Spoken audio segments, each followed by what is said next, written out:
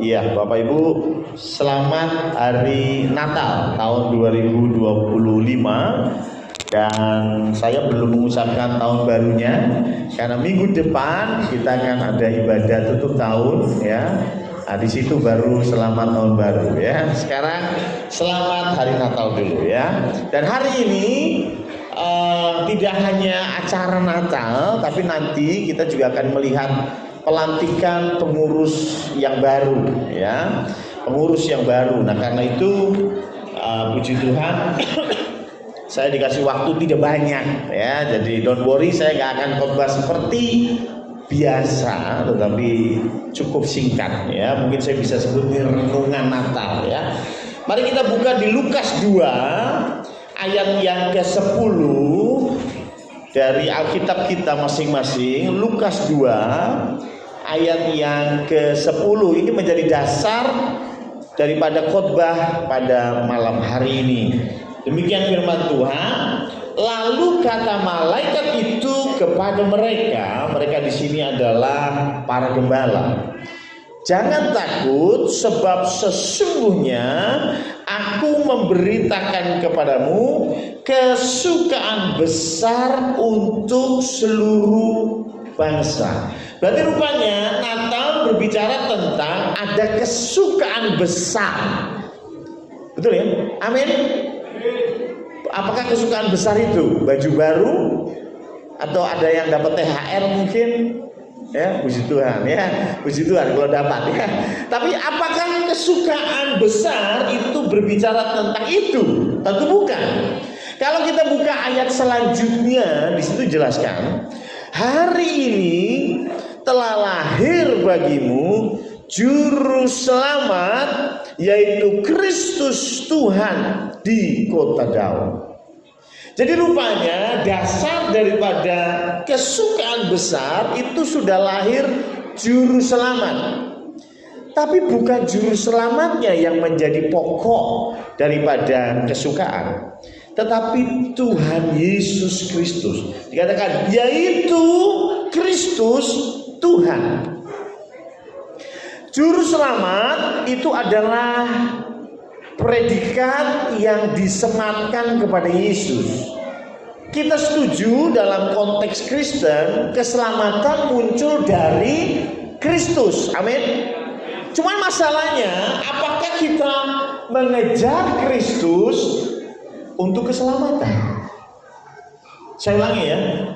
Apakah kita mengejar Kristus untuk keselamatan? Apakah di situ kesukaan besarnya? Saya kasih contoh, misalnya ibu-ibu di sini dapat uang belanja dari suami. Enggak, aduh, yang enggak boleh maju ke depan, kita foto bareng ya. Ya, yang ngomong begitu yang suaminya sudah meninggal ya. Ya, saya yakin kebanyakan mayoritas istri dapat uang belanja dari suami. Tapi pertanyaannya, yang penting mana? Apakah uang belanja dari suamimu atau suami itu sendiri? Paham ya? Yesus Kristus membawa keselamatan. Yes, amin. Tapi apakah yang kau kejar hanya keselamatan, atau yang kamu kejar adalah Yesus itu sendiri? Kalau yang kamu kejar keselamatan, nggak salah, karena di dalam Yesus ada keselamatan. Tetapi apakah itu yang merupakan kesukaan besar? Saya yakin tidak, karena ayat 11 jelas dikatakan bahwa telah lahir bagimu juru selamat. Juru selamat ini sopo? Yaitu Kristus Tuhan di kota Daud. Jadi yang namanya kesukaan besar, yang namanya berkat yang tidak ternilai, itu Yesus Kristus. Keselamatan, pertolongan, dan lain sebagainya itu mengikuti. Betul ya? Ketika engkau mengasihi suamimu dengan sungguh, maka yang lain-lain itu akan ditambahkan kepadamu. Betul ya? Sama seperti Tuhan bilang apa? Cari dahulu kerajaan Allah dan Gak hafal kebenarannya, maka semua kan ditambah padamu. Haleluya, haleluya. Pertanyaannya yang kita kejar apa nih? Keselamatan?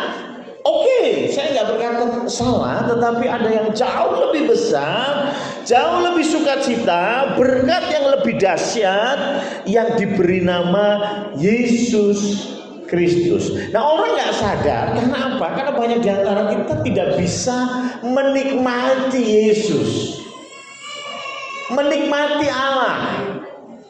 Ibu-ibu bisa nggak menikmati uang dari suami? Saya yakin pintar semua ya. Kalau menikmati uang dari suami, oh itu bapak, itu mudah ya.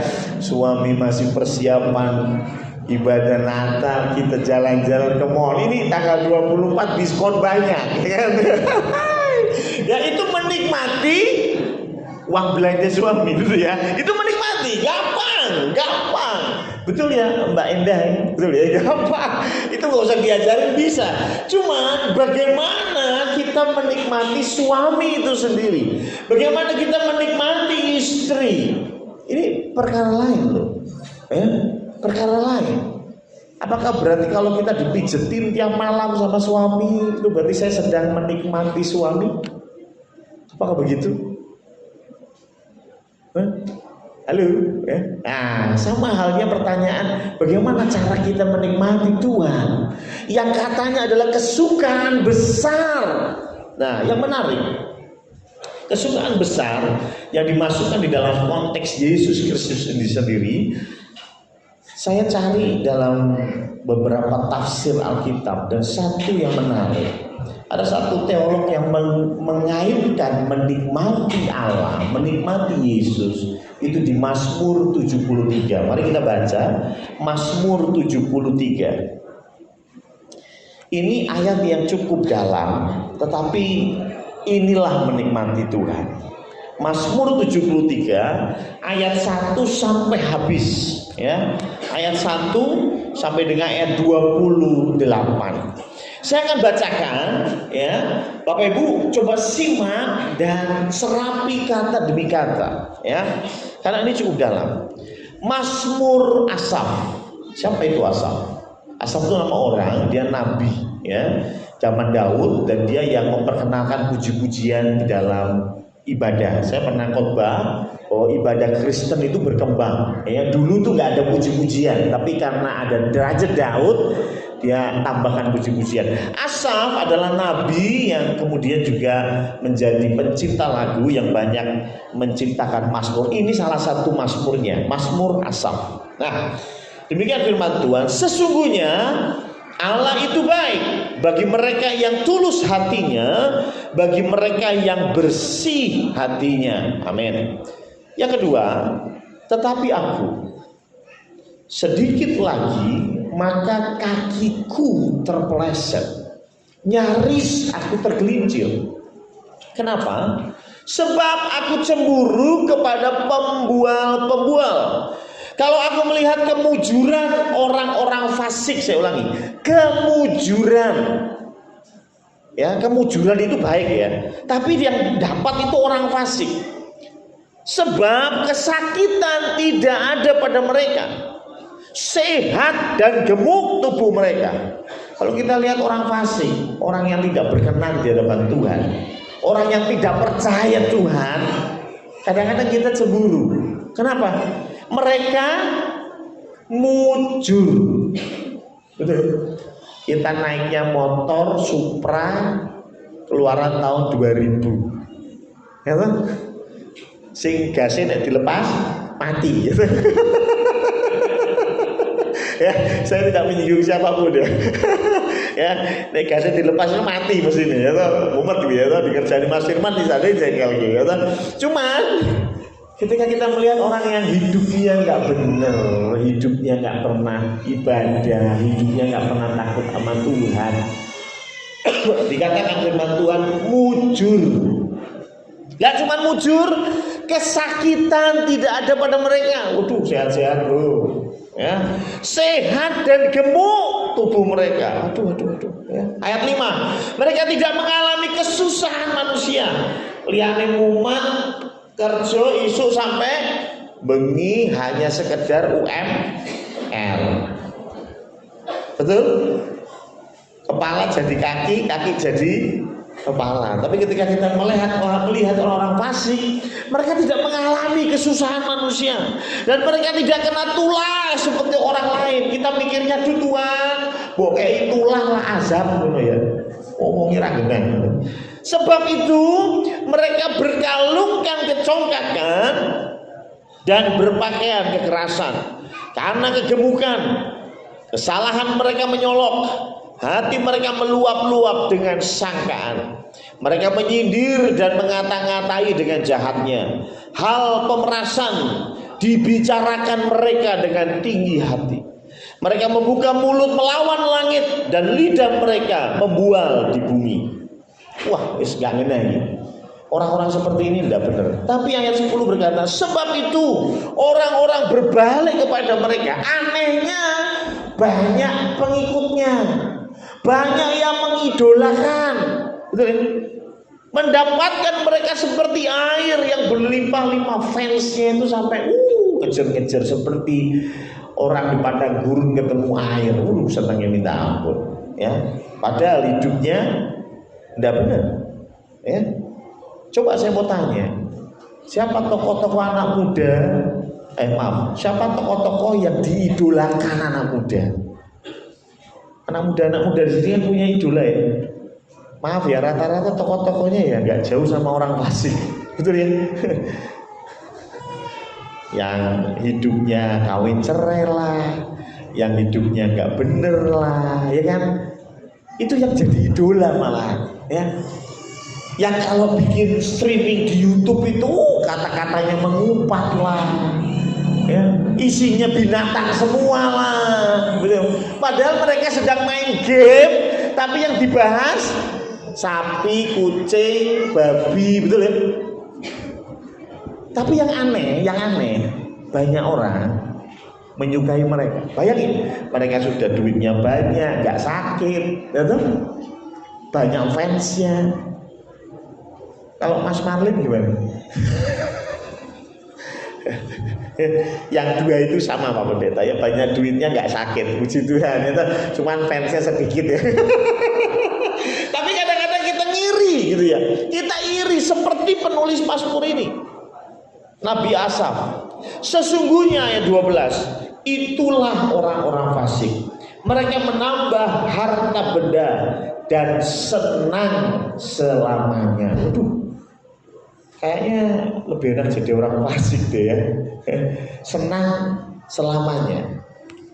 Ayat 13, sia-sia sama sekali aku mempertahankan hati yang bersih dan membasuh tanganku tanda tak bersalah. Penulis Mazmur mengatakan kok ketok sia-sia ya. Kita ini hidup bersih, hidup benar, hidup lurus, kok seakan-akan sia-sia karena lihat orang-orang yang hidupnya nggak bener malah lebih baik gitu ya.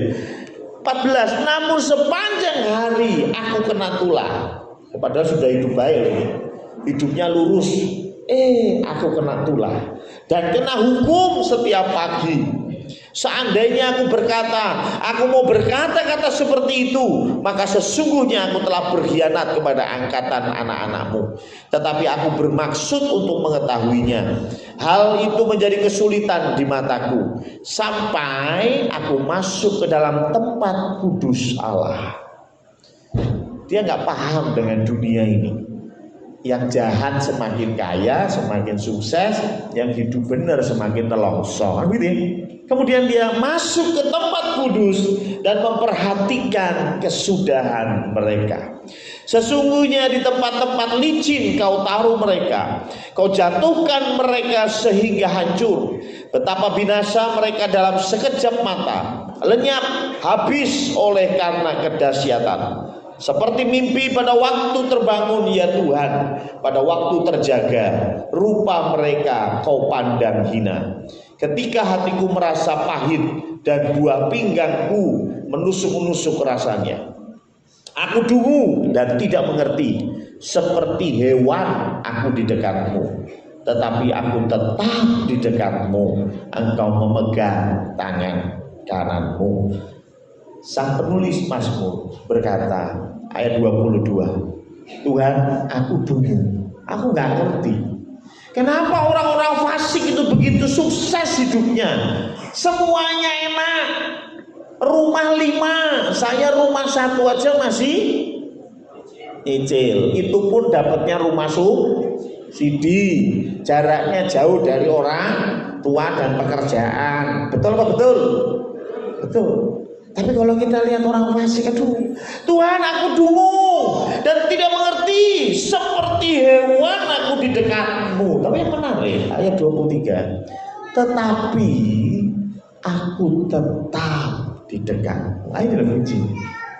Tetapi aku tetap di dekatmu. Engkau memegang tangan kananku.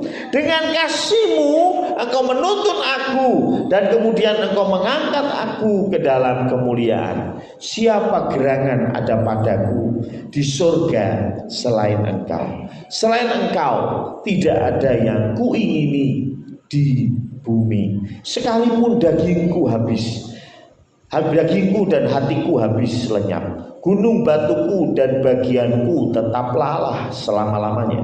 Sebab sesungguhnya siapa yang jauh daripadamu akan binasa. Kau binasakan semua orang yang berzinah dengan meninggalkan Engkau. Tetapi aku suka dekat pada Allah. Aku menaruh tempat perlindunganku pada Tuhan Allah, supaya dapat menceritakan segala pekerjaannya. Jadi kuncinya untuk menikmati Allah, kita harus sadar seperti apapun dunia bekerja, dan sepertinya Anda melihat itu tidak adil, tetaplah dengan hati yang bersih, jalan yang lurus, ikut Tuhan. Karena di sanalah Tuhan menyertaimu. Aku tetap di dekatmu. Engkau memegang tangan kananku. Saya kasih contoh sederhana. Siapa di sini yang pernah SMP, SMA? 1, 2, 3, 4, 4 ya. Yang lain tidak pernah ya. Habis SD langsung kuliah. Hebat. Ya, semua pernah SMP SMA ya. Kenapa saya bilang SMP SMA? Yang paling parah SMA. Saya mau tanya, ini jujur, yang jujur ya. Siapa waktu SMA pernah nyontek? Yang lain malaikat ya. Ya nek padu ketok lah ya. Itu belakang-belakang gue pasti gitu ya. Tapi yang lain ini, wih luar biasa. Wajah garang tapi ternyata SMA-nya nggak nyontek ya. Keren. Saya bilang begitu kenapa? Karena zaman sekarang, bukan zaman sekarang saja, bahkan zaman saya dulu banyak sekali yang nyontek, termasuk saya. Ini saya pengakuan nih, termasuk saya. Cuman tahukah adik-adik ini yang masih SMP SMA, tahukah adik-adik itu mencelakakan dirimu sendiri? Loh, kenapa? Loh, Anda tahu gak sih kenapa dibuat ujian? Kenapa dibuat ulangan? Itu fungsinya apa sih? Hah? Supaya kita belajar Pak Pendeta salah. Enggak cuma itu, supaya kau tahu kamu itu punya plus dan minus di mana. Loh betul kan? Contoh, saya ujian nggak nyontek sama sekali, terus keluar, ternyata nilainya semua jelek, yang bagus cuman agama. Berarti lulus SMA saya harus kuliah di STT sebagai pendeta, kan gitu ya. Nah, kan jelas, loh ini tolak ukur Anda, betul nggak? Kalau Anda lihat di nilai, matematika 9,7, kimia 9,9, fisika 9,8, tapi semua nyontek. Terus Anda berpikir, wah berarti saya pinter ya. Mama-papamu berpikir, oh berarti anak saya pinter ya, tak kuliahke teknik sipil. Baru kuliah teknik sipil, bangun apa? Pondok pesantren.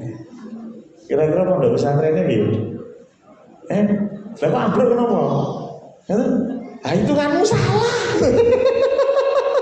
Ngerti maksud saya? Lo kok bisa salah? Ya karena kamu dulu SMA dapat 9,7 matematika itu nyepek, nyontek, paham ya? Loh, kalau Anda memang apa adanya, belajar, oke, saya belajar, besok lah matematika saya belajar. Sudah belajar maksimal nilaimu 5. Ya wis ora apa-apa. Enggak apa-apa. Loh, kenapa enggak apa-apa? Ada pepatah mengatakan jangan menilai kecerdasan ikan dari caranya naik pohon. Artinya apa? Setiap murid itu beda. Kalau ikan suruh naik pohon, ya on. Bisa pernah lihat ikan naik pohon? Tidak pernah ya? Tapi kalau monyet naik pohon, nggak usah diajarin aja sudah cerdas. Coba monyet suruh berenang di Samudra Atlantik. Yo pasti menang ikan, paham ya? Jadi kita ini semua beda-beda. Ada yang pinter matematika, ada yang pinter hafalan, ada yang pinter bahasa. Fungsinya ujian supaya kamu tahu, oh saya itu lebih banyak di hafalan, saya nilainya bagus. Tapi kalau di logika saya jelek. Oh saya lebih bagus di bahasa, oke saya akan mendalami bahasa. Betul apa betul? Tapi cilakanya kita nggak mau berlaku jujur, ya. Sehingga ketika kuliahnya, SMA-nya mumet-mumet, masuknya jurusan IPA, ketoknya keren. Kuliahnya manajemen ekonomi. Tidak ada yang salah dengan itu, tidak ada yang salah. Cuman saya bertanya-tanya tuh ngapain lu mikirin fisika gitu. Kalau endingnya masuk manajemen ekonomi. Ini bicara tentang studi aja nih. Coba Anda aplikasikan ini kepada kehidupan kita. Kalau kita hidup kita nggak lurus di hadapan Tuhan, kita main curang, kita sogok sana sogok sini, ya, kita bersembunyi di balik pasangan kita, ya, nggak setia. Modelnya setia itu setiap tikungan ada, ya kan? Saya mau tanya, apakah ini akan bertahan selamanya? Halo? Kenakalanmu itu akan bertahan selamanya? Kecuranganmu akan bertahan selamanya? Saya yakinkan tidak. Kenapa? Karena Tuhan bilang, Tuhan itu menetapkan mereka di tempat-tempat yang licin. Kenapa? Ya karena mereka curang. Mereka curang. Tuhan tempatkan mereka di tempat yang licin, sehingga mereka akan jatuh dan hancur seketika. Ada berapa banyak orang-orang yang dulu sangat terkenal, tiba-tiba hancur dan tidak berbekas. Intinya, ayo kita punya keinginan untuk menikmati Tuhan. Tidak hanya berbicara, oh Yesus lahir, Yesus adalah juru selamat. Siapa yang percaya kepada Yesus akan diselamatkan, betul. Tetapi jauh lebih penting, bisakah kita menikmati Allah? Yaitu dengan cara apa? Tetap berjalan bersama Dia, tetap memegang tangannya, tetap setia, sekalipun dagingku dan tulangku hilang, habis. Sekalipun kita melihat orang fasik sepertinya jauh lebih enak dari kita. Maka dari itu saya ingatkan, barang siapa yang kerja, kerjalah dengan jujur. Barang siapa jadi pegawai negeri, jadilah pegawai negeri dengan jujur. Anda yang punya usaha, usahalah dengan jujur. Betul? Dengan ketidakjujuran, maka sebentar lagi akan menyusul kehancuran. Saya tahu Di antara kita kadang melihat, Tuhan, Pak Pendeta, saya itu kalau lihat kolega saya main curang, dia lebih sukses, Pak. Nah, saya kalau begini terus, saya diserobot sama dia, saya tidak bisa sukses. Ingat, tetap ada jalur yang benar. Pasti Tuhan menyertai engkau. Ketika engkau berjalan dengan betul, Tuhan menyertai. Ya, anak-anak muda, siapa di sini yang lagi pacaran? Itu sudah resmi itu ya. Siapa sudah pacaran, sedang dalam pacaran itu, ingat, pacaranlah yang benar. Nggak ada ceritanya pacaran gelap-gelapan. Halo, siapa di sini anak muda nih? Ya. Ingat, ketika kau lakukan itu, mau menempatkan dirimu di posisi yang licin, sedikit saja engkau akan jatuh dan hancur. Masa depanmu hancur. Ayo, pacaran yang benar, sekolah yang benar, kerja yang benar. Ini adalah ketika kita menikmati Tuhan, dan ini adalah berkat yang paling besar, kesukaan yang paling besar. Tidak hanya Yesus lahir di Bethlehem, tetapi juga Yesus dinikmati oleh kita. Supaya apa? Supaya hidup kita selalu dipegang oleh tangannya. Amin. Tuhan memberkati.